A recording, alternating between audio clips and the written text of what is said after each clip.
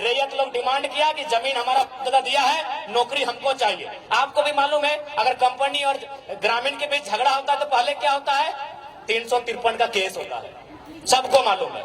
यदि झारखंड के लोग जमीन के बदले नौकरी मांगे तो पहले पुलिस जाती है और 353 का केस होता है। वहां भी यही हुआ, लेकिन वहां एक काम नया हुआ। क्या हुआ पता है? मैनेजर ने कहा कि ठीक है 21 लड़कों पे केस किए हैं, अभी केस को होल्ड कीजिए, 4 तारीख को वोट का रिजल्ट आएगा, अगर जयराम महतो एमपी बन गया या तो केस वापस कर लीजिएगा, नहीं तो बवाल कर देगा। ये फेंक नहीं रहे, पता कर लीजिएगा, चंद्रपुरा का प्लांट सामने है, बोकारो जिला में पड़ता है। और जैसे ही हम 4 तारीख को चुनाव का रिजल्ट आया, चुनाव में हमारी हार हुई, केस 5 तारीख को तेनुघाट ट्रांसफर हो गया। बदलने आए हैं, मौका तो दीजिए ना। चुनाव लड़े थे तो हालत खराब था कि नहीं अभी केस मत बढ़ाइए, जयराम महतो जीत गया तब पता नहीं क्या करेगा। रामगढ़ में 2 फैक्ट्री है, बोलिएगा तो मजदूर लोग को लाके आपके सामने भाषण भी दिला देंगे। उनको बोला कि आप जाइए गिरिडीह लोकसभा, जबकि उन्होंने कहा कि नहीं सर हम लोग तो हजारीबाग लोकसभा के हैं, हमारा वोट भी हो गया है, क्योंकि हजारीबाग में 20 तारीख को वोटिंग था। हमारे नेता संजय जी भी आए हैं। उनको कहा कि नहीं आप गिरिडीह जाइए, गिरिडीह में आपके रिश्तेदार हैं, उनके घर रात रहिए और सुबह बोल के आइए कि जयराम महतो को वोट नहीं देना है, नहीं तो नौकरी में नहीं रखेंगे। कंपनी वाला लोग बोला कहे मालूम है न, उनको भी मालूम है कि जीतेगा गिरिडीह से, लेकिन हुड़का जब हजारीबाग में भी आके कर सकता है, ये जिगर रखता है। तो देखिए स्पष्ट कहेंगे, ये जो सिस्टम चल रहा है, इस सिस्टम से ना राज बदलेगा ना राज की तकदीर बदलेगी। इस सिस्टम में जब तक निर्मल जैसे नेता नहीं आएंगे, इस राज को नहीं बदल सकते हैं, आप नहीं बदल सकते हैं। अब वो आपको तय करना है, वो आपको तय करना है, ये राज्य आपका है। हमने अपने 2 साल का एक्सपीरियंस आपको कहा, बकायदा हमने कोयलांचल और कोल्हान में क्या कहा मालूम है? हमने कोयलांचल और कोल्हान में तो वोट देने का बात ही नहीं किया। हम बोले नहीं, हम लोग यहाँ तो विधायक संसद बनने का बात ही नहीं करेंगे। हमने कोल्हान और कोल्हांचल में एक ही लाइन कहा कि आप हम दो हमारे दो नहीं, तीसरे बच्चे को पैदा कीजिए, एगो को डॉक्टर बनाइए, एगो को वकील बनाइए, लेकिन तीसरा को बिरसा और निर्मल की तरह तैयार कीजिए, नहीं तो आने वाला दिन कोई आपकी नहीं सुनेगा।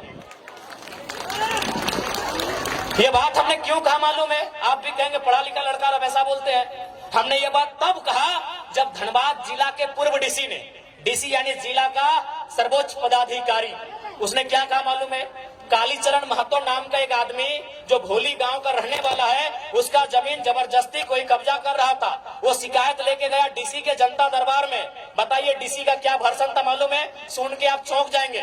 डीसी ने कहा अरे तुम लोग का तो बहुत जमीन है, 2-4 एकड़ कोई ले लिया तो क्या हुआ? डीसी का बाप का जमीन था भाई। तब हमने मजबूरी में कहा कि कोयलांचल वालों, कोल्हान वालों, जब डीसी आपकी नहीं सुन रहा है, एसपी आपकी नहीं सुन रहा है, एलआरडीसी आपकी सुन नहीं रहा है, तो कौन बचाएगा? कौन बचाएगा आपको? इसीलिए अगर आप चाहते हैं अपना बचाव, तो एक वो बेटा या बेटी एक्स्ट्रा पैदा कीजिए। उसके नाम का राशन कार्ड नहीं होगा, उसके नाम का वोटर कार्ड नहीं होगा, उसके नाम का एडमिट कार्ड नहीं होगा, उसके नाम का आधार कार्ड नहीं होगा, वो निर्मल के रास्ते पर चलेगा। हो सके आपको सुनने में मजाक लगता हो, लेकिन आप ही बताइए ना दीदी, डीसी ने बोला कि हम नहीं मदद कर पाएंगे, जमीन उसका छीन लिया, डीसी मदद नहीं कर पाया, डिप्टी कमिश्नर, डिप्टी कलेक्टर, जो भी बोलिए, एक जिला का सर्वे सर्वा मदद नहीं कर पाया, तो कौन आपकी मदद करेगा? बीडीओ सीओ का हैसियत है भाई, एक डीसी आपकी मदद नहीं कर पाया। ये जीता जागता उदाहरण, कुछ महीनों का उदाहरण दे रहे हैं, तो सोचिए सालों से कितना हमारा कत्ल हुआ है, सालों से हमारे साथ कितना बेईमानी हुआ है, एक डीसी हमारी मदद नहीं कर पाया। तब हमने ये बयान दिया कि तीसरे बच्चे को जन्म दीजिए, एगो को डॉक्टर, वकील जो बनाना है बनाइए, इंजीनियर बनाना है बनाइए, लेकिन एगो को तो भाई निर्मल महतो के रास्ते पे चलने बोलिए। कहा कि इंजीनियर बेटा क्या बोलेगा मालूम है? कि ये माँ काहे लफड़ा में है, चलिए कलकत्ता में फ्लैट लेके रहेंगे, छोड़ दीजिए लफड़ा।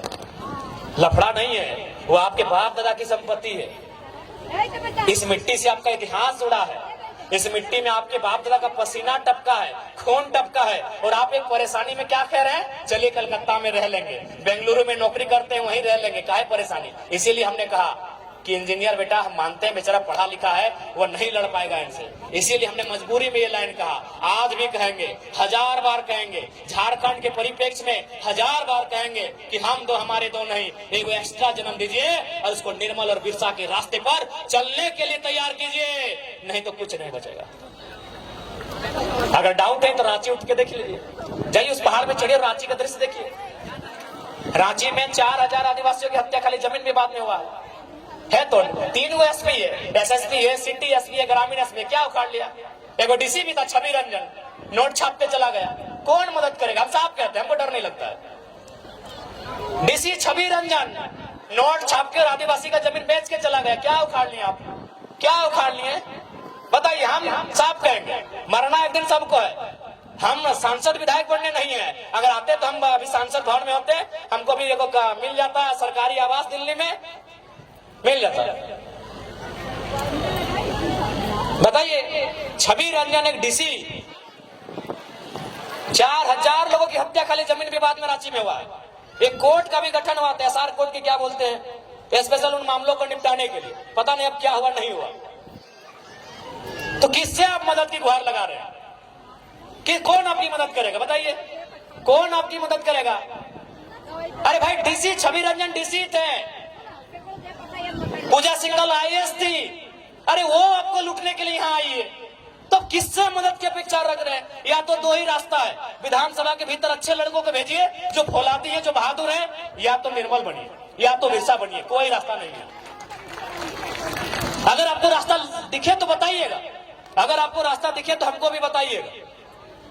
मजबूरी में एक पीएचडी करने वाला छात्र मास्टर ऑफ आर्ट्स इंग्लिश से हम भी फर्स्ट क्लास पास किए हैं, लेकिन आज हम ऐसा बात बोलते हैं तो लोग बोलते हैं तुम 20 उगल रहे हो। भैया मजबूरी है। 2 साल पहले हम लोग भी क्रिकेट फुटबॉल खेलते थे, 2 साल पहले हम लोग भी क्रिकेट फुटबॉल खेलते थे, मेला घूमने जाते थे, दोस्तों संग मूवी देखने जाते थे। ये 2 साल झारखंड को देखने के बाद हम कह रहे हैं, कौन बचाएगा? आप ही बता दो। सरकार से उम्मीद कर रहे हैं तो और एक उदाहरण देते हैं, क्योंकि अतिक्रमण पे बात आती है। हरमू नदी इधर कहीं है रांची में, अतिक्रमण हुआ है। हाँ, हेमंत सोरेन भी मैंने योगी के स्टाइल में बुलडोजर चलाने का आदेश दिए। बुलडोजर चलना स्टार्ट भी हो गया था, लेकिन बुलडोजर चलते चलते रुक गया। क्यों रुका पता है? वो आलमगीर आलम का आवाज था, वो जो अभी जेल में है। तो कैसे इनसे अपेक्षा करेंगे? जो लोग हमारी रक्षा की जिम्मेदारी लेके हमें वही लूट रहे हैं, तो हम किस पे विश्वास करें?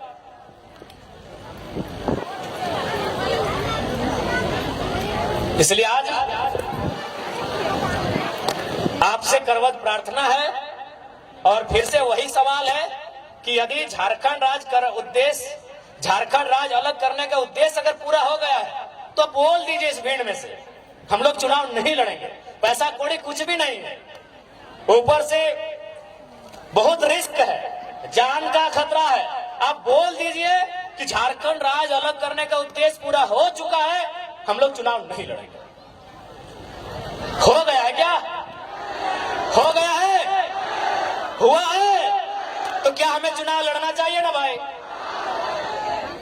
अगर उद्देश्य पूरा होगा तो हम लोग क्यों टांग अड़ाएंगे? जो चला रहे चलने दीजिए। लेकिन अगर उद्देश्य पूरा नहीं हुआ है तो चुनाव लड़ेंगे भी, चुनाव जीतेंगे भी, और उनको तो गाड़ेंगे तो झारखंड को लूटने के लिए आए हैं। और एक बात स्पष्ट कहेंगे, ये जो बाहर भीतर के जो टर्म यूज करते हैं, आप आइए धनबाद, 3 बार सांसद कॉमरेड ए के राय बने। आज धनबाद के कोई गांव नहीं है जहां उनको पूजा नहीं जाता है। वो हमारे राज्य के नहीं थे, लेकिन उन्होंने अपना सर्वस्व इस राज्य के लिए निछावर कर दिया। तो भैया, जो इस राज्य के लिए निछावर करेगा उसको हम लोग भगवान बना के रखेंगे, लेकिन अब लूटेगा वो डीसी छवि रंजन ही क्यों ना रहे, थोड़ी मानेंगे। इसलिए आप सभी से हमारी अभिलाषा कि इस बार का विधानसभा का चुनाव, और तोहनियन से तो विशेष का बात दीदी साहब, क्योंकि लोकसभा में तो हमने क्या कैंडिडेट हालो ना है, तो विधानसभा में गुस्सा झाड़ दिया, दम लगा के धर्मन दीदी के देखिया कभी लोकसभा में हमने कैंडिडेट ना लो, ये खोटी लोकसभा है ना भाई, तो खोटी में हम लोग कैंडिडेट तो दिए नहीं थे, तो विधानसभा में निराश मत कीजिएगा,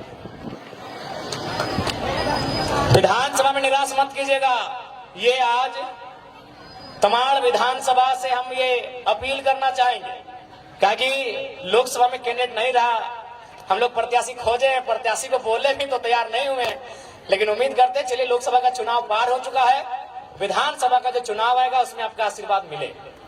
और एक बात स्पष्ट कहेंगे, चुनाव जीतना हारना अलग बात है, जीत गए तो सदन के भीतर से आपकी बात करेंगे, और नहीं जीत पाए तो सड़क में बैठकर, धरने में बैठकर वहां भी आपकी ही बात करते हुए दिखेंगे। आपसे हमारा नाता है वो नाता रहेगा, आपसे जो हमारा नाता है वो नाता रहेगा, वो किसी भी हाल में नहीं टूटेगा।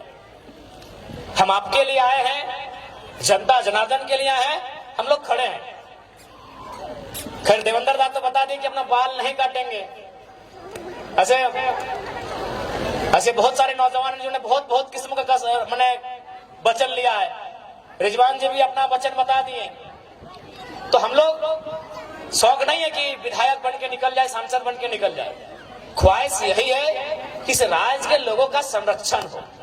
आज जो इस राज्य के लोग, चाहे हमारी नौकरियों की बात करें, शिक्षा स्वास्थ्य की व्यवस्था की बात कीजिए, आप बुंडू अनुमंडल अस्पताल की देवेंद्र दा बात कर रहे थे, अरे आप रांची नहीं, झारखंड के सबसे बड़े अस्पताल रिम्स की बात कीजिए ना। रिम्स को लेकर कुछ दिन पहले हाईकोर्ट का एक स्टेटमेंट था कि यदि रिम्स इलाज की व्यवस्था नहीं कर पाते हैं तो बंद कर दीजिए व्यवस्था। यानी इस राज्य के सबसे बड़े अस्पताल को हाईकोर्ट ने फटकार लगाया है। तो भाई ये सरकार कर क्या रही है? अपना परिवार का अस्तित्व बढ़ा रही है। और वास्तव में इस राज्य में नियोजन नीति है, आपको मालूम नहीं है क्या? इस राज्य में नियोजन नीति है लेकिन नेताओं के लिए, जनता की नियोजन नीति बनाने के लिए हम लोग सदन में जाना चाहते हैं।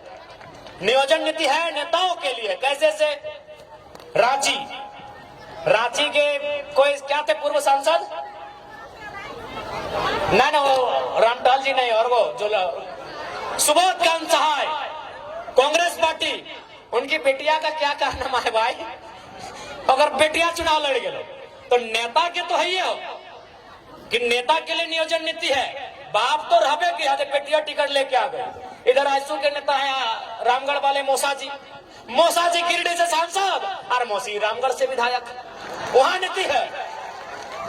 इधर आइए दादा का बात करते, हेमंत दादा हृदय मुख्यमंत्री, भौजी कल्पना गांडे से विधायक, बसंत भाई और दुमका से विधायक। तो नेताओं के लिए नीति है, हमें नीति नौजवानों के लिए चाहिए। और एक बात, आज जैसा हम लोग क्रांतिकारी सोच के साथ राजनीति कर रहे हैं, यदि हम लोग सफल नहीं होते हैं तो शायद कोई इस राज्य में नया करने का मौका, नया करने के बारे सोचेगा नहीं। हम लोग नया क्या किया आपको देख लिए।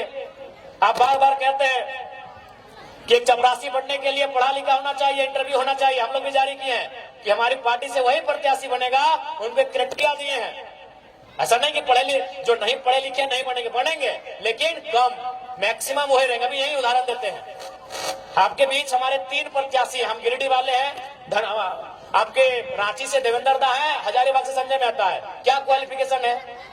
एपियरिंग PhD. Devendra Nath Mahato appearing PhD, Sanjay Mehta MA+ LLB।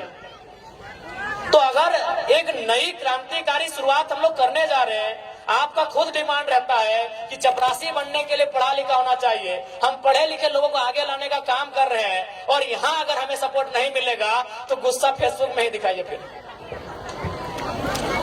गुस्सा फेसबुक में दिखाइए। हम तो आपके मन मुताबिक जैसा युवा चाहती है हम तो ऐसा लेके आए हैं। हमने यहाँ तक प्रत्याशी के लिए इंटरव्यू भी रखा है, ऐसा इतिहास में तो बताइए।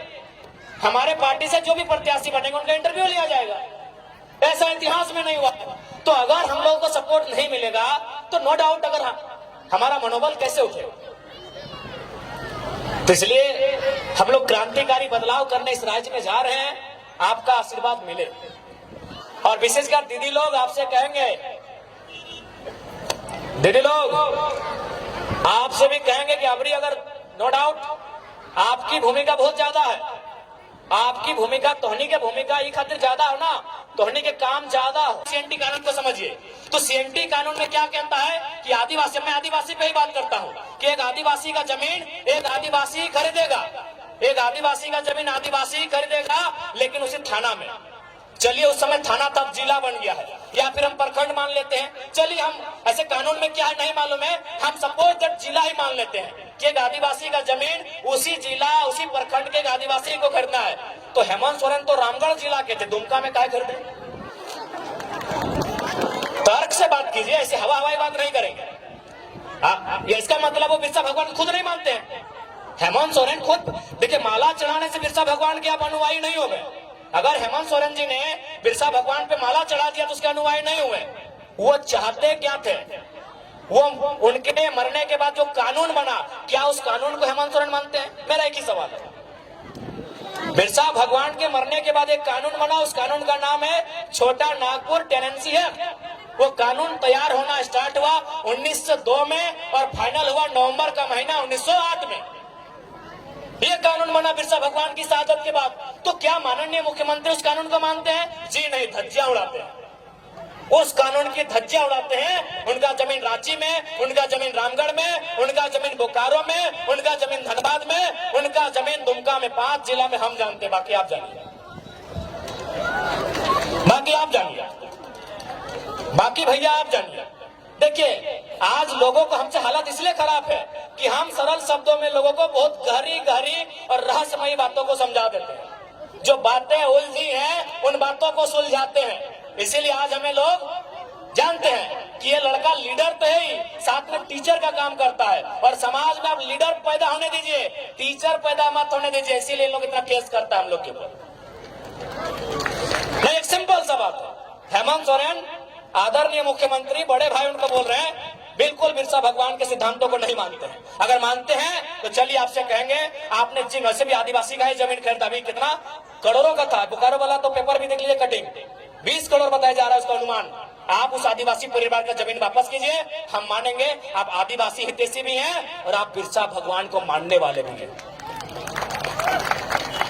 तो इसलिए अगर हम लोग सरकार में आते हैं तो देखिए, मेरा जो दिल कहता है, हम भी चूंकि किसान का बेटा है, हमारा कौम भी, जो कुड़मी का अर्थ आता है कोड़ना, कोड़ना यानी मिट्टी कोड़ना, तो हमको भी लगता है चाहे आदिवासी की समस्या है, चाहे गैर आदिवासी रहे, मूलवासी रहे या ओबीसी रहे, किसी की रहे, पहली समस्या जमीन की है। आज हमारी जमीनों को जबरन कब्जा किया जा रहा है, आज जबरन हमारी जमीनों पर फैक्ट्री लगाई जा रही है, आज जबरन हमारी जमीनों पर सड़क पार किया जा रहा है। इसलिए हम लोग सबसे पहले जमीन कानूनों को सुधार करेंगे। अगर जमीन रहेगा तभी हम जिंदा रहेंगे, नहीं तो किसी रेलवे प्लेटफॉर्म में वो कटोरी लेके क्या बोलते हैं, गुलगुलिया, हालांकि माफी चाहते हैं शब्द के लिए, लेकिन जो सच्चाई है कहते हैं वो गुलगुलिया कोई बंजारा बोलता है, वही हमारा और आपका जीवन होगा। क्योंकि गुलगुलिया कोई नदी के किनारे पैदा नहीं हुए हैं, गुलगुलिया आकाश से टपके हुए लोग नहीं है, ना ही धरती को चीर के आए हैं, किसी और नर और नारी ने उनको जन्म दिया है। और वो नर नारी, उसका भी कहीं खेत खलिहान होगा, उसका भी कहीं बाग बगीचा होगा, लेकिन आज उसके पास नहीं है। शायद इसी प्रकार जैसा आज हमारे साथ हो रहा है, उसके साथ 100 साल पहले हुआ होगा। आज जिनको हम बंजारा कहते हैं, आज जिनको हम गुलगुलिया कहते हैं, आज जिनके पास सर ढकने के लिए छत नहीं है, जिनके पास कदम रखने के लिए एक बित्ता जमीन नहीं है, वो हमेशा ऐसे नहीं थे, वो हमेशा ऐसे नहीं थे। उनके पास भी इसी दुनिया में, इसी जहान में, किसी कोने में जरूर एक जमीन का टुकड़ा होगा जहां उनके पूर्वजों का आशियाना होगा, जहां की सुबह और शाम वो अपने परिवार के साथ जीते होंगे, खाते होंगे, एक साथ रहते होंगे। लेकिन आज उनके पास कुछ नहीं है। चले जाइए रांची का रेलवे स्टेशन, चले जाइए धनबाद का रेलवे स्टेशन, चले जाइए कोई भी रेलवे स्टेशन, आपको मिलेंगे वो लोग। तो हम नहीं चाहते हैं कि झारखंड के लोगों की दशा ये हो। इसलिए अगर हम लोग गवर्नमेंट में आएंगे तो सबसे पहले यहाँ के जो जमीन कानून है मजबूती से लागू करेंगे, उनको और प्रभावी बनाएंगे, ताकि यहाँ के लोगों, भोले भाले लोगों की जमीन कोई हड़प ना ले। उसके बाद जो सबसे महत्वपूर्ण है, नौजवान। आज अगर नौजवानों की बात करें तो उनमें निराशा है। आज अगर नौजवानों की बात करें तो 10 साल एक कोचिंग संस्थान को समर्पित करते हैं। आज वो 10 साल 15 साल तैयारी करते हैं, कोई धनबाद में, कोई हजारीबाग में, कोई रांची में, कोई जमशेदपुर में। किसी की आंख की रोशनी चली जाती है, चश्मा चढ़ाना पड़ता है, किसी का पेट बाहर आ जाता है। देखिए सबका थोड़ा थोड़ा आ गया। किसी का पेट बाहर आ जाता है, देखिए किसी के बाल आधा घुस गए हैं, उड़ गए हैं, चेक कर लीजिए। किसी के बाल सफेद हो जाते हैं, लेकिन इंतजार में रहते हैं कि एक परीक्षा हो। अगर परीक्षा को लिखेंगे ना तो कोई दिक्कत नहीं है, बाल नहीं भी रहेंगे, पेट फूल भी जाए, मोटा भी जाए, लेकिन घर परिवार चलेगा। एक नौजवान को सबसे ज्यादा चिंता अपने स्वस्थ शरीर की होती है, लेकिन अपने स्वस्थ शरीर को हम लोग गला देते हैं। क्या गलत कह रहे हैं? एक 18 से 25 साल के लड़के को पूछा जाए कि पहली प्राथमिकता क्या है, वो कहेगा मेरा शरीर। एक 18 साल से 25 साल के लड़के या लड़की से पूछा जाए कि तुम सबसे पहले क्या चाहते हो, अपना शरीर को चाहेगा कि हम फिट रहें, सुंदर रहें, अच्छा रहें, बलशाली रहें। लेकिन आज वही उम्र हम लोग खपा देते हैं, कहाँ? हजारीबाग के कोचिंग में। वही उम्र हम लोग खपा देते हैं, कहाँ? जमशेदपुर में। वही उम्र हम लोग खपा देते हैं, कहाँ? धनबाद में। और परिणाम क्या होता है? 7-8 साल बाद परीक्षा आती है, परीक्षा का नाम लेते हैं CGL JSSC। 28 जनवरी 2024 को हम लोग वो एडमिट कार्ड हाथ में लेके एग्जाम देने जाते हैं। रांची की बहन जमशेदपुर जाती है, जमशेदपुर वाली दीदी गढ़वा जाती है, और 2 घंटा बाद पता चलता है, घर आते आते रास्ते में ही पता चलता है पेपर लीक हो गया। पेपर लीक हुआ है। चलिए, पेपर लीक हुआ था उससे तो समझ सकते हैं कि दोबारा पेपर ले सकते हैं, दोबारा एग्जाम होगा, लेकिन पेपर लीक 27 लाख में हुआ था। पेपर लीक हुआ था तो हम समझ रहे हैं। अरे आप तो छोड़िए, आप लोग तो किसान हैं, यहाँ सरकारी नौकरी करने वाले हम पुलिस वाले भैया लोग को देख रहे हैं। पुलिस वाली दीदी बैठी है, इन्हीं से पूछिए क्या अपने बेटा या बेटी के लिए 27 लाख में कोई पेपर खरीद पाएंगे? इन्हीं से पूछिए, सरकारी नौकरी करते हैं हम, और अपनी बात नहीं करते, हम तो गरीब किसान के लोग हैं। यहाँ देखिए बहुत सारे सरकारी नौकरी करने वाले, नहीं करने से भी इनकी तनख्वाह ठीक ठाक जैसे भी है, क्या ये लोग अपने बच्चों के लिए 27 लाख में पेपर खरीदेंगे? पेपर लीक हो उसका दुख नहीं है, चलिए 15 दिन बाद फिर पेपर ले लेंगे। चलिए सरकार, हम लोग सड़क पे आएंगे, हम लोग आंदोलन करेंगे, हम लोग मसाल जुलूस निकालेंगे, तो सरकार 15 दिन के बाद फिर परीक्षा ले लेगी। लेकिन 27 लाख में पेपर बेचा गया था। कौन सी हमारी माए बहनें हैं, कौन से हमारे गार्जियन है जो 27 लाख में अपनी बेटी के लिए एक चपरासी का नौकरी खरीद के ला देंगे? ये सवाल है। कौन सी हमारी दीदी है जो 27 लाख रुपया खर्चा करके अपने बेटे को एक दरोगा बनाएंगे? है हिम्मत क्या? इसलिए अगर हम लोग सरकार में आते हैं तो इस राज्य में नियमित परीक्षा होगा। नियमित मतलब अभी JPSC की बात करें, राज्य की सबसे बड़ी नौकरी की परीक्षा, साल कितना? 24। JPSC कितना हुआ है? ये जो हो रहा है अभी कितना? अरे काहे 11, हम 8 बोलेंगे, एक बार में 4 को काहे मानेंगे? मतलब 6 के बाद 7, 8, 9, 10 आप बोल दिए दिन को। वो कहते हैं ना कि राजा ने कहा रात है, मंत्री ने कहा रात है, संतरी ने कहा रात है, रानी ने कहा रात है, जनता ने भी कहा रात है, जबकि ये सुबह सुबह की बात है। तो आपने कह दिया 11 JPSC, मान जाएंगे? क्यों मानेंगे? 6 JPSC, 7, 8, 9, 10, 4 बार में आप एक JPSC लिए, एक टर्म में 4 को, अभी 252 सीट से क्यों मानेंगे? 1200 सीट देते हम मानते हैं, 1200 सीट देते हम मानते हैं। इसीलिए 7 और ये 8 JPSC, साल कितना? 24, यानी एक साल में एक JPSC होना चाहिए। क्या गलत बोल रहे हैं? JPSC का मतलब क्या है? पढ़े लिखे नौजवान बताएं। एक साल में एक JPSC। इसलिए ये तो तय रहेगा कि परीक्षा नियमित होगी और फ्री और फेयर होगी, कदाचार से मुक्त होगी, और जो लोग कदाचार में पकड़े जाएंगे, अभी थोड़ा नया नया नियम कानून आया है, शब्द का थोड़ा पाबंदी है, जो लोग पकड़े जाएंगे वो कितना बड़ा VIP काहे ना रहे, गजाड़ में फेंक देंगे। और आज आपको फिर से कहेंगे, अगर झारखंड को बदलते हुए देखना चाहते हैं तो हम नहीं कह रहे हमारे लड़कों को, आप जिसको भी MP MLA CM बनाइए, वो रिस्की होना चाहिए, रिस्की होना चाहिए। अगर वो रिस्की नहीं होगा, अगर उसमें अपने परिवार की चिंता होगी, जान का डर होगा, तो लिख के बोलते झारखंड नहीं बदलेगा, नहीं बदलेगा भैया। HEC का कब्जा है, टाटा का कब्जा है, चांडिल डैम 60 साल पुराना विषय है, हिंडाल्को में 50-60 साल पुराना विषय है, BCCL, CCL, ECL। अरे भाई, आप सीधा उंगली से घी निकलेगा। यहाँ ऐसा CM चाहिए जिसके पास कलेजी नहीं कलेजा हो। लिख के बोल रहे हैं, लिख के बोल रहे आप कैसे उनसे लड़ेंगे भाई, जो कई वर्षों से हम पे शोषण कर रहे हैं। अब उन उद्योग घरानों से लड़ लेंगे, कहां लड़ पाए आप बताइए। तो रामगढ़ में बूढ़ा काप में एक बच्चे का कैंसर से मौत हो जाता है, अभी भी कंपनी चल रही है। काहे कंपनी चल रही है न, वहां के जो नेता है, कंपनी का जो नाती है मालिक का, उसको केक खिलाने जाता है। नहीं बदलेगा। यदि आपको लगता है हम लोग भी बिल्कुल, हम लोग तभी बदलेंगे जब हम लोग में ये हिम्मत होगा कि तुम गोली चला लो लेकिन झारखंड की नीति बनाने से समझौता नहीं करेंगे। नहीं बदलेगा भैया, खासकर झारखंड को आप सीधा रास्ते से, ये जो कानून कानून कानून कानून कानून नहीं बदल पाएंगे।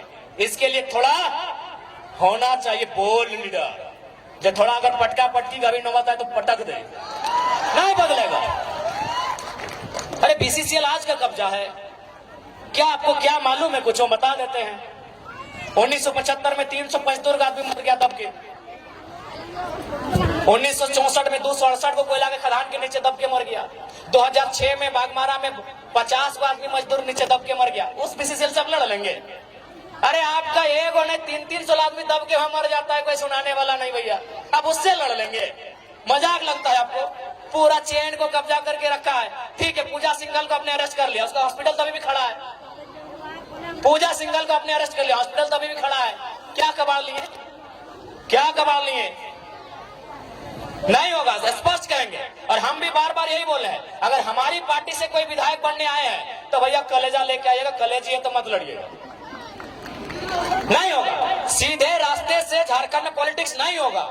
वही होगा, फिर हम जीतेंगे, 2 गो गार्ड आगे रहेगा, 2 गो पीछे रहेगा, वही चलेगा जैसा चल रहा है।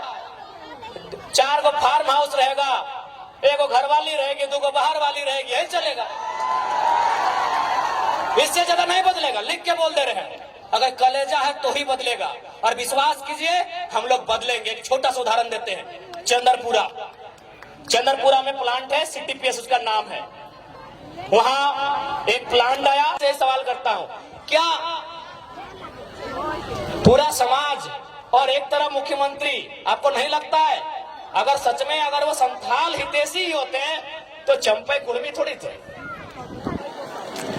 चंपई सोरेन कुर्मी थोड़ी थे, चंपई सोरेन कोयरी तेली थोड़ी थे। चंपई सोरेन भी संथाल समाज के ही बेटे थे। 3 महीना बर्दाश्त नहीं हुआ, अरे खुद तो बाहर आ गए, भाभी को भी लड़ा दिए गांडे से।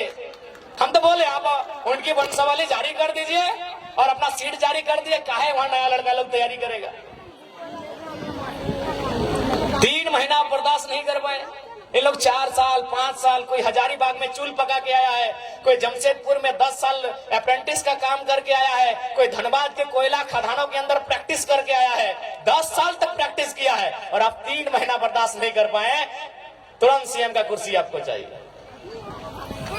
और आके चुकी है थोड़ा सा लोग आके बहुत अच्छा माननीय मुख्यमंत्री जी दिखाने भी लगे, बड़ा बड़ा दाढ़ी पका पका के, जैसे जेल में सुविधा नहीं था। मैं आपको कहूंगा ध्यान से देखिएगा, वो केवल वो कहते हैं हाथी के दांत खाने के अलग होते हैं, दिखाने के अलग है। तो माननीय हेमंत दा जो वो दिखाने के लिए दाढ़ी बढ़ाया है, पांव देखिएगा यहाँ सेविंग हुआ है,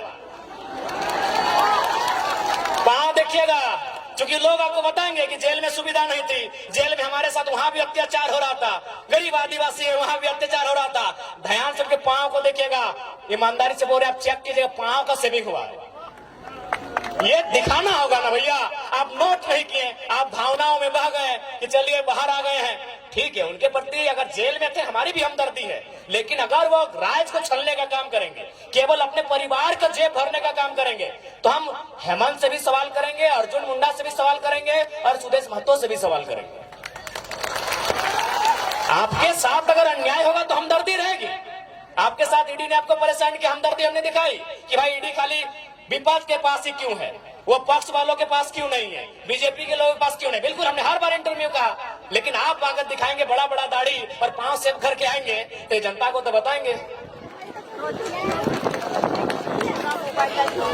तो इसलिए देखिए, उसके बाद सबसे महत्वपूर्ण, आज अगर इस राज को बचाना है, एकदम स्पष्ट जान लीजिए, अगर झारखंड राज्य को संरक्षण देना है, यदि झारखंड राज्य को सुरक्षित करना है, तो आपको ज्यादा नहीं सोचना है, ज्यादा दिल्ली बंबई और यह पूरे राज्य को नहीं सोचना है। आप बस झारखंड नाम को पढ़िए, उस झारखंड नाम बनने की जो उसके पीछे जो तथ्य है उसको समझिए, उस झारखंड राज्य के साथ जो फीलिंग्स है उसको समझिए।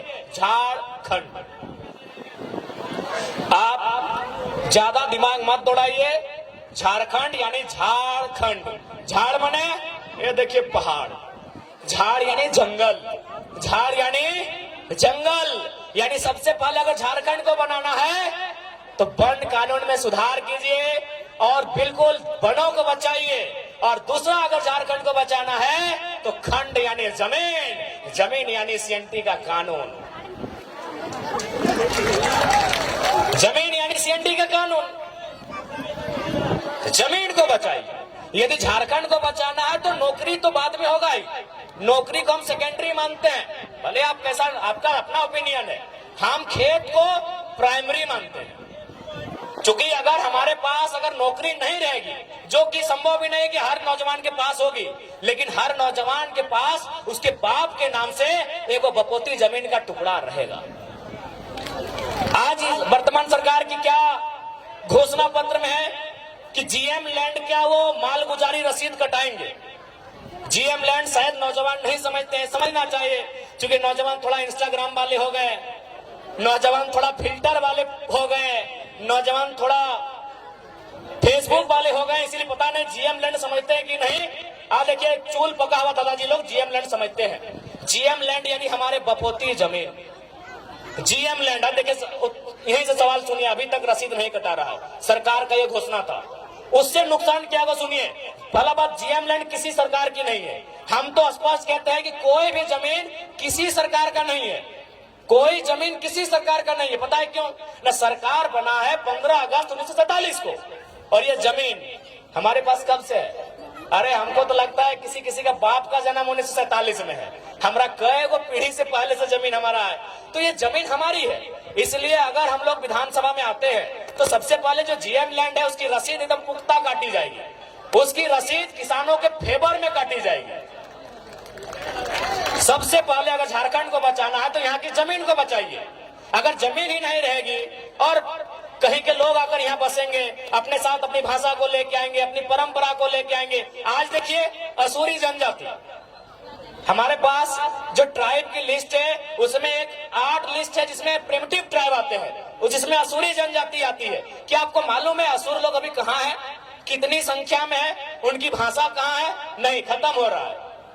क्योंकि देखिए, जैसे जैसे दूसरे राज्यों के लोग हमारे बीच आएंगे, नो डाउट मानसिक रूप से, हर स्तर से, बौद्धिक रूप से वो हमसे आधुनिकता के मामले में अच्छे हैं, हमसे अच्छा जीवन यापन करते हैं, तो उनके प्रेशर में, उनके दबाव में फाइनली दौर ऐसा आएगा कि हमारे लोग अपनी भाषा संस्कृति को खोते चले जाएंगे।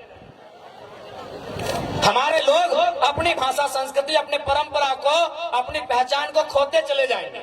इसीलिए यदि झारखंड को बचाना है तो सबसे पहले झारखंड यानी जंगल और दूसरा जमीन। झारखंड में वही लिखा है, झाड़ यानी जंगल और खंड यानी जमीन का टुकड़ा। अगर जमीन के टुकड़े को आप बचा लेते हैं तो झारखंड ऐसे बच जाएगा। काहे कि झारखंड की मैक्सिमम जमीनें सीएनटी में आती है, झारखंड की मैक्सिमम जमीनें एसपीटी में आती है। अगर बाय द वे संविधान का दायरा में भी रह के अगर 10% लोग जेपीएससी में चले आते हैं, 10% लोग किसी बहाली में चले आते हैं, तो भैया उनको नौकरी तो भले झारखंड में करेंगे, लेकिन भाड़ेदार बनकर हमारे भाड़े के घर में रहना होगा। समझिए बात, भले वो कोई सरकारी नौकरी करे, बीडीओ बन के आए, सीओ बन के आए, या डीओ बन के आए, या डीएसपी बन के आए, लेकिन सीएनटी जमीन है। और सीएनटी जमीन यानी आदिवासी का जमीन गैर आदिवासी नहीं खरीदेगा, एससी का जमीन गैर एससी नहीं खरीदेगा, महतो का जमीन गैर महतो नहीं खरीदेगा, जो भी सीएनटी में आते हैं, मुंडा का जमीन गैर मुंडा नहीं खरीदेगा। तो सीएनटी का मतलब ही है कि आपकी जमीन को बचाना। और स्पष्ट कहेंगे, क्योंकि ये बिरसा बाबा और विशेषकर उनकी धरती है, भगवान बिरसा मुंडा की धरती है, तो हम एक लाइन कहेंगे, बिरसा मुंडा की शहादत के बाद इस राज को क्या मिला? बिरसा मुंडा, भगवान बिरसा मुंडा की शहादत के बाद इस राज्य को क्या मिला? दमन दीदी आप ही बताइए, एक लाइन में बताइए कि भगवान बिरसा मुंडा जैसे उनकी शहादत 1900 में हुई, पूरी 1900 में ना, जैसे उनकी शहादत 1900 में हुई, इस राज्य को क्या मिला? इस राज्य को मिला सीएनटी कानून। भगवान बिरसा मुंडा के शहादत के कारण इस राज्य को पीसीएमटी कानून मिला, क्योंकि उन्होंने अध्ययन किया कि बिरसा मुंडा क्यों लड़े। न बिरसा मुंडा लड़े दीकू के खिलाफ, बिरसा मुंडा लड़े यहाँ के जो लोग हैं आदिवासी मूलवासी, उनकी जमीनों को बचाने के लिए, उन जमीनों पे लगान ना देने के लिए। वो जमीन अंग्रेजों को नहीं देंगे, उस पे लगान नहीं देंगे, वो जमीन उनकी है, इसीलिए कानून बना सीएनटी।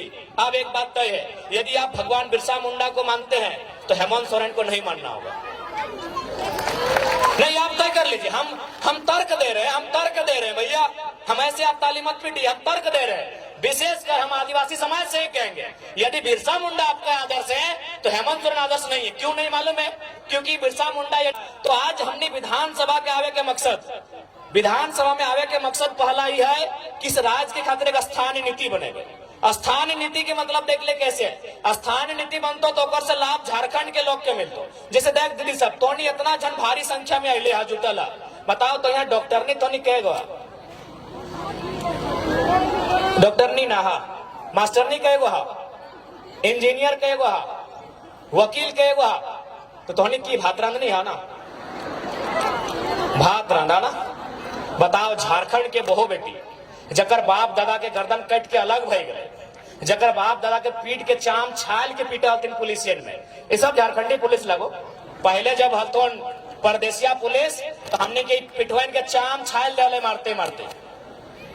ये बगल में तिरुल्डी हो अजीत महतो धनंजय महतो के जो गोली चल रहा है, 16 साल के लड़का जो मर गया शहीद भाई गया, पता कर ले वहां की कारण लगले। बस कारण हटे हलाए कि ब्लॉक में अपनी धरना दे रहा, यानी सोच ले कि हमने उस समय ब्लॉक में धरना भी नहीं दे सकला। धरना देना तो कोई अपराध नहीं लगले, ब्लॉक में धरना दे रहा है, लेकिन सही समय सब परदेसिया पुलिस मनमानी दंदना के गोली चले ले, 2 नौतुन किधर मर गए, अपनी चौका के सामने मूर्ति भी बना ले, देख लेवा। ई राज्य की हमार दशा है। तो स्थानीय नीति के मतलब है कि जकर बाप दादा बलिदान दे के इस राज्य के अलग करते। आज ओकर घर बहु बेटी बताओ, वो मास्टरनी बने के मौका नहीं मिलो, ओकरा वकील बने के मौका नहीं मिलो, और कितना महीना अगर कोनो काम भी तोहनी के मिलो तोहनी की काम मिल तो मैं को देखबी सादा लुगा अगर हरा पार देख लला, सफेद साड़ी और हरा रंग का पार, तो समझ लीजिए वो मलेरिया फलेरिया की टैबलेट बांटने वाली दीदी है। वो झारखंड की बेटी है, नो डाउट, एकदम 100 या 99% वो जो लेडीज जो है वो झारखंड की बहू या बेटी है। महीना कितना 4000 5000। एक वो साड़ी का रंग गुलाबी है, अगर गुलाबी साड़ी देख लिए गांव घर में तो समझ लीजिए वो क्या काम कर रही है ना, वो जल सहिया है। यदि आप आसमानी साड़ी देख लिए तो समझ लीजिए कि आंगनबाड़ी की सेविका है। ये काम किसको है? झारखंडी को। और चले जाइए रांची के दफ्तर में, चले जाइए जमशेदपुर के दफ्तर में, जहां एसी चल रहा है, जहां मैडम जी कलम लेकर बैठी हैं, उसका तनख्वाह 60,000 है, उसका तनख्वाह 90,000 है, उसका तनख्वाह 1,20,000 है। और पूछिएगा आप कहाँ की हैं, बोलेगी हम इलाहाबाद के हैं, हम पटना के हैं, हम छपरा के हैं, हम दिल्ली के हैं, हम लखनऊ के हैं। तो हाँ, हम लोग बर्तन मांजने के लिए झारखंड लिए हैं, हम लोग बर्तन मांजने के लिए झारखंड लिए हैं। हमारी बहू बेटी लोग बर्तन मांजेगी नहीं, हम लोग बर्तन मांजे, हमारी दीदी लोग बर्तन मांजेगी।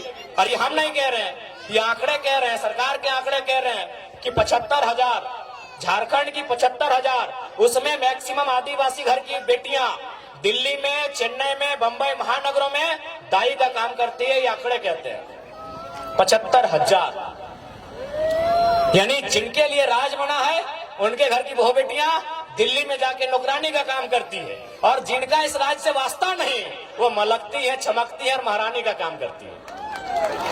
ये हमारे राज्य की दुर्दशा है।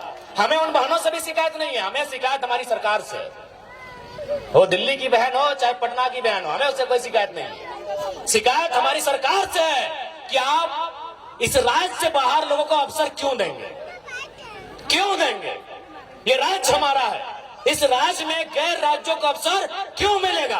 अगर उनको ये अवसर देना था, यदि एचआर बन के यूपी के लोग ही आते, ठेकेदारी करने के लिए बिहार के लोग आते, नर्स बनने के लिए उड़ीसा के लोग आते, और यदि कंपनी को चलाने के लिए बंगाल के लोग आते, तो निर्मल महतो को गोली काहे चलाए थे भाई? निर्मल महतो क्या मने काहे शहादत दिए थे? काहे शहादत दिए थे निर्मल महतो, बताइए? आप आज ठेकेदारी के लिस्ट उठाइए, अरे आपको ताज्जुब होगा कि पीसीसी रोड का ठेका यूपी और बिहार के लोग लेते हैं। ये हम नहीं कह रहे, अखबार का कटिंग कह रहा है। 80% पीसीसी रोड का ठेकेदारी अब यूपी और बिहार के लोग झारखंड में करते हैं। तो झारखंड के लोग क्या करेंगे? देखो, जिनको हमारी बात बुरी लगती है लगे भैया, लेकिन जो जेन्युइन बात है हम वही कहते हैं। हम आपके राज्य में एगो जल मीनार का ठेका नहीं ले सकते हैं, हम आपके राज्य में एगो नली का ठेका नहीं ले सकते हैं, और आप हमारे राज्य में 100 किलोमीटर 150 किलोमीटर तो पीसीसी तो टीसीसी रोड का ठेका लेते हैं। क्या है भाई, ये व्यवस्था कैसे चलेगी? ये कौन सी व्यवस्था है बताइए आप? ये कौन सी व्यवस्था है? ये कौन सा अलग झारखंड राज्य है? इसलिए झारखंड राज्य अलग नहीं हुआ था। इसलिए आज हमारी लड़ाई किसी गैर राज्य से नहीं है। जो लोग गैर राज्य के हैं वो हमारे बड़े भाई समान है। हमने शुरू से कहा है, बिहार हमारा मंझला भाई है, बंगाल हमारा बड़ा भाई है, और उड़ीसा हमारा संझला भाई। हम तो छोटा भाई है, 4 भाई हैं हम लोग। लेकिन ये भी तो नियम है, ये भी नियम है ना कि अगर 4 भाई में खेत का बंटवारा हो जाए तो क्या बड़ा भाई छोटा भाई का खेती करता है? सिंपल बात है भाई। यहाँ लड़ने झगड़ने की कोई बात ही नहीं है। यहाँ बिहारी झारखंडी और बंगाली झारखंडी करने की बात ही नहीं है। सिंपल सा बात है। अभी अगर 4 भाई में अगर जमीन का बंटवारा हो गया तो क्या बड़ा भाई जबरदस्ती छोटा भाई को खेत काट के ले जाएगा क्या? सिंपल सा बात है। तो बंटवारा हो चुका है। किसी के पास 94,000 वर्ग किलोमीटर है, किसी के पास 88,000 वर्ग किलोमीटर है, किसी के पास 1,55,000 वर्ग किलोमीटर है। हमारे पास सबसे कम 79,000 वर्ग किलोमीटर है। हमारी जमीन पे नजर नहीं गड़ाइए, हमारी जमीनों पे नजर नहीं गड़ाइए, हमारे खदानों पे नजर नहीं गड़ाइए, हमारे रोजगार पे नजर नहीं गड़ाइए, हमारी परंपरा हमारी संस्कृति पे नजर मत गड़ाइए। हमारी लड़ाई कहीं गलत नहीं है। चूंकि हम लोग कमजोर हैं इस बात को मानिए, क्योंकि ये निर्मलदा का दौर नहीं है, ये गुरु जी का दौर नहीं है, ये बिरसा भगवान का दौर नहीं है, और हमारे नेताओं की गलती के कारण, हमारे नेताओं के लालच के कारण हम लोग हैं कमजोर। अब लालच ही कहिएगा ना। अब बताइए, नेताजी गए हैं आपके वोट से जीत के और पार्टनरशिप कर रहे हैं विष्णु अग्रवाल से। नाम आपको मालूम है, छोड़िए कि गलत बोल रहे हैं। अरे आपको पार्टनरशिप ही करना था तो दमयंती मुंडा से करते, देवेंद्र महतो से करते, जो लोग आपको वोट दिया है। क्या गलत बोल रहे हैं? हमारे नेताओं की उदासीनता, हमारे नेताओं की स्वार्थ नीतियां आज हमारे इस राज्य को कंगाल कर रही है। आज देखिए, माननीय मुख्यमंत्री का उदाहरण लीजिए। क्या आपको लगता है, मैं आज आदिवासी समाज से ये सवाल करता हूं, और आदिवासी नहीं, आदिवासी में भी आप 35-36 प्रकार के समुदाय आते हैं।